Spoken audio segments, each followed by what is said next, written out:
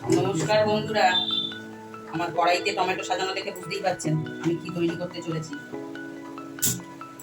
গ্যাসটা জ্বালিয়ে দিলাম, টমেটোগুলোকে আগেই আমি পাতিয়ে রেখেছি। এটা আমি মোমোর যে সস, ঝাল ঝাল যে টমেটো সসটা করা হয় আর কি, সেটাই আমি আপনাদের সঙ্গে আজকে শেয়ার করতে চলেছি। এই দেখুন, আমি এখানে টমেটো পাতিয়ে দিয়েছি, এটা কিন্তু সেঁকা হবে। তার সঙ্গে আমি কিছুটা রসুনও দিয়ে দিচ্ছি।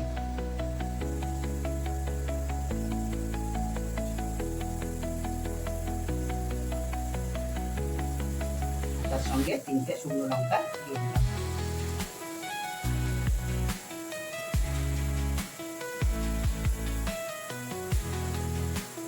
এটা কিন্তু সেঁকা হবে, পোড়া পোড়া সেঁকা।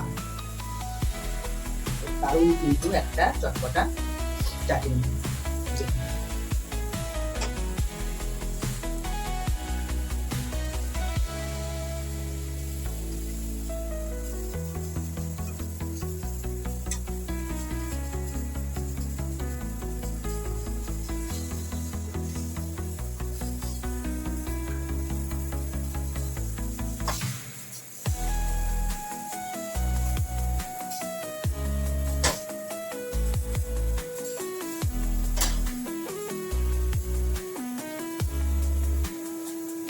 রসুনগুলোও কিন্তু এক দিকটা করে সেঁকা হয়ে গেছে, আমি কিন্তু সব ওলট পালট করে দিচ্ছি।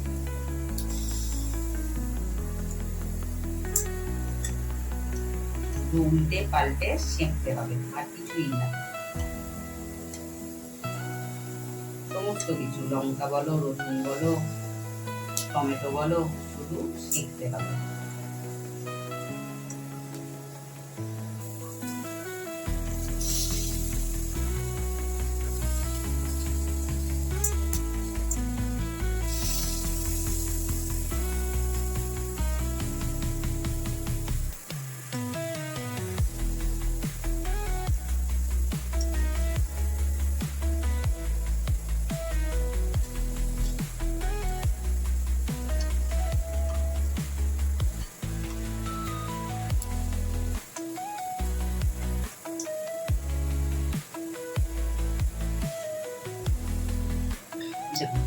পুরোটাই ছাঁকা হয়ে গেছে।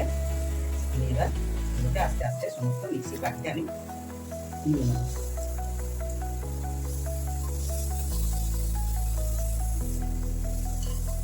দেখুন ছাঁকাটা কত সুন্দর লাগছে দেখতে, দেখেছেন?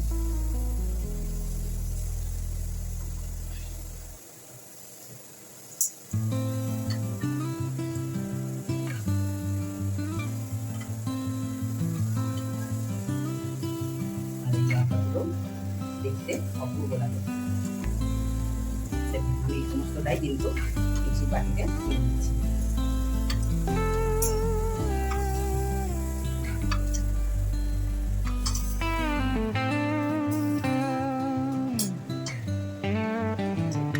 এবার এটাতে সামান্য একটু জল দিয়ে পেস্ট করে ফেলে দিচ্ছি। একটুখানি তেল দিয়ে দিলাম।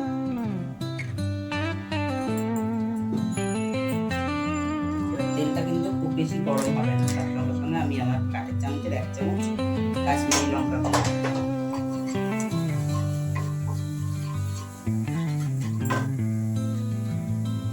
এবার এই পেস্টটাকে এর মধ্যে ঢেলে দেবো।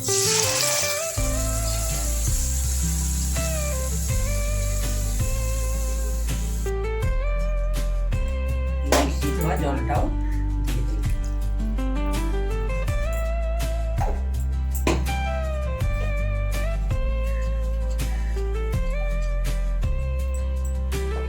এবার এই জলটা শুকোতে শুকোতে আমি এখানে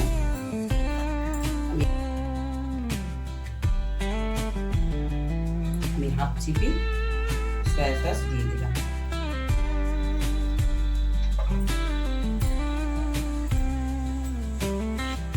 তার সঙ্গে সঙ্গে পরিমাণ মতো নুন,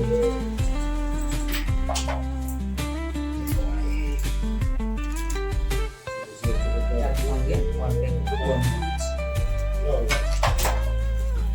দিয়ে জলটা যতক্ষণ না শুকোবে ততক্ষণ নাড়তে হবে।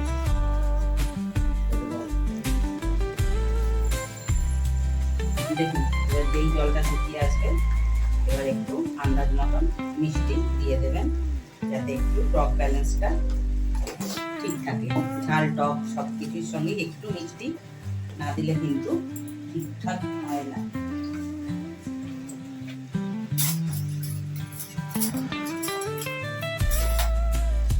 তার সঙ্গে সঙ্গে আমি সামান্য একটু ভিনিগার দিয়ে দিচ্ছি, আমার এই ছোট চামচের হাফ চামচ।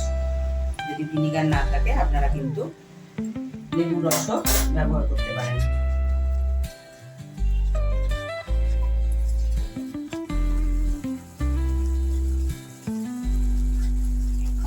আমার কিন্তু একদমই মোমো সস রেডি হয়ে গেল।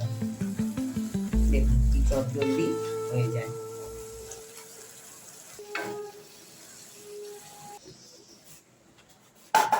দেখো আমার সস কিন্তু রেডি। আমি এবার